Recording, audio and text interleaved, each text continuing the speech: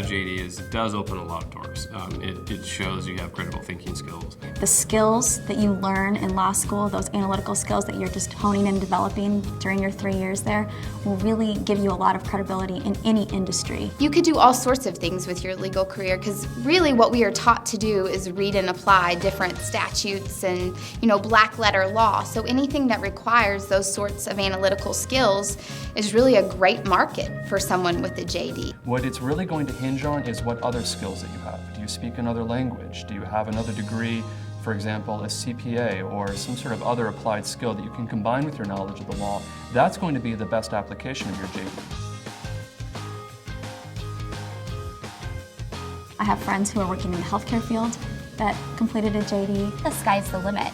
I've seen people go into really strong business careers that had a law degree. I've seen people go into financial planning, which seems to be pretty popular now. There are a lot of public interest positions, governmental positions that necessarily wouldn't require a JD, but you show up, that shows up in your resume, and suddenly those doors are really opening. You can apply that to business, you can apply it to real estate, you can apply it to politics, you can apply it to so many different fields. There's really great opportunities for you to do fundraising, because they look for people who have estate planning background. I know in California, I was able to get a real estate broker's license by just taking a hour-long exam.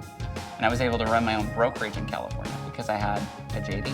In my own personal experience, I worked on a number of Senate campaigns and gubernatorial campaigns. I worked on Capitol Hill, and though a JD didn't really help, a JD wasn't necessary with that, it did help in understanding a lot of client issues, understanding and interpreting legislation, helping to draft documents and memos in a way that someone without a JD would not necessarily have had. I even have my own little business, so with the JD I have a little bit more knowledge than maybe somebody else just starting a business on their own. Don't think you have to stand in the courtroom. There are lots of different opportunities.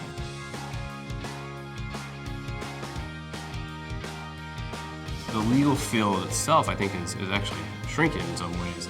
And so it's more and more important to start looking for those alternate job opportunities. Start opening your mind to other possibilities. If you visit your career services office, they can explore different opportunities with you. It kind of all comes back to that networking, that relationship building. Ask questions, and if you see somebody that they're happy with what they're doing, ask them what they like about it. Think about your own personality. Would you be able to work that way? Can you adapt to this? Is this something that's going to make you feel fulfilled?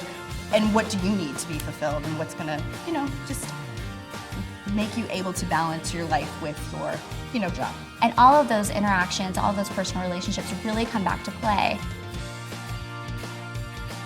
I personally love my alternative career. I'm a living example of this. I always thought I'd be Perry Mason, and I ended up somehow working for Thomson Reuters, which I love. Don't be discouraged if you decide midway through your legal career that you don't want to practice law. There's a world of opportunity out there for people who are creative and ambitious.